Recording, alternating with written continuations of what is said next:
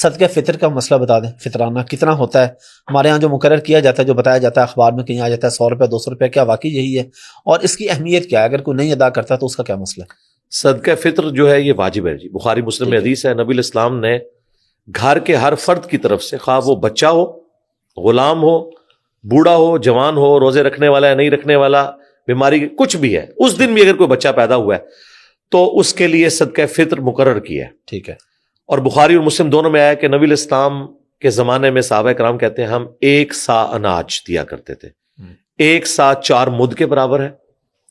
یہ آج کی ڈیٹ میں ایگزیکٹلی جو کیلکولیشن اس وقت سعودی عرب کی ہے، ہمارے اسٹوڈنٹس ہیں مدینہ یونیورسٹی میں، انہوں نے باقاعدہ وہاں سے ہمیں اس مد اور سا کی پکچرز بھیجی ہیں، اس پیمانے کی. یہ ماپے جاتے تھے، اس وقت کلو گرام نہیں ہوتا تھا، ماپا جاتا تھا کہ یہ پیالہ ہے، 1 مد ہے، 4 پیالے کریں تو 1 سا بنے گا. تو وہ 1 سا یعنی 4 مد بنتا ہے 2750 گرام، 2.25 کلو. راؤنڈ آف کریں تو 3 کلو. اور مزے کی بات، اہل تشیع کے ہاں بھی 3 کلو ہے. یہ سنی شیعہ کا اتفاق ہے. حنفی 2 کلو بتاتے ہیں، اہل حدیث بھی 2.25-3 کلو کے قائل ہیں. اہل حدیث امام شافعی کے موقف کو بہتر سمجھتے ہیں کہ اناج کے سوا دیے ہی نہیں جا سکتا. میرے نزدیک امام حنیفہ کا موقف درست ہے، اناج بھی دیا جا سکتا ہے، رقم بھی. کیونکہ اگر آپ یہ قانون بنائیں گے تو یہاں تو ٹرکوں کے ٹرک آپ کو اناج کے کھڑے ہونے پڑیں گے. دیکھیں نا ہزاروں نمازی ہوتے ہیں.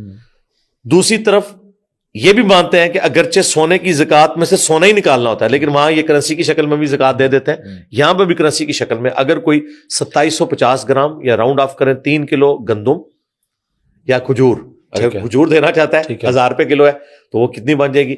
کشمش. ٹھیک ہے. یہ ساری اناج کی جو فارمز ہیں وہ 3 کلو، اس کے ایکویلنٹ آپ رقم دیں ہر انڈیویجول کی طرف سے. ٹھیک ہے. اور یہ ہر بندے کی طرف سے دینا ہے، خواہ وہ روزے رکھتا ہے یا نہیں رکھتا، پورے گھر کی طرف سے دینا ہے. ٹھیک ہے.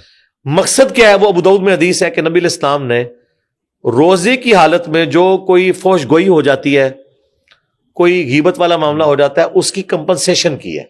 کیونکہ بخاری میں حدیث ہے جس سے اس کا روزہ جھوٹ اور برائی سے نہ روکے، اللہ تعالیٰ کو اس کے بھوکا پیاسا رہنے کی کوئی حاجت نہیں.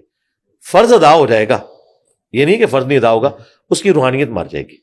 اس روحانیت کو زندہ کرنے کے لیے یا اسے وینٹیلیٹر پہ ڈالنے کے لیے یا اسے آکسیجن دینے کے لیے صدقہ فطر، ابو داؤد میں آیا کہ اس سے وہ غلطیاں معاف ہو جائیں گی اور مساکین کا بھلا ہو جائے گا، نبی الاسلام نے فرمایا.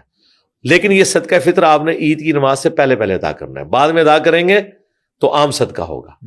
لہٰذا یہ روزوں کی قبولیت کے لیے شرط ہے کہ صدقہ فطر آپ نے دینا ہے.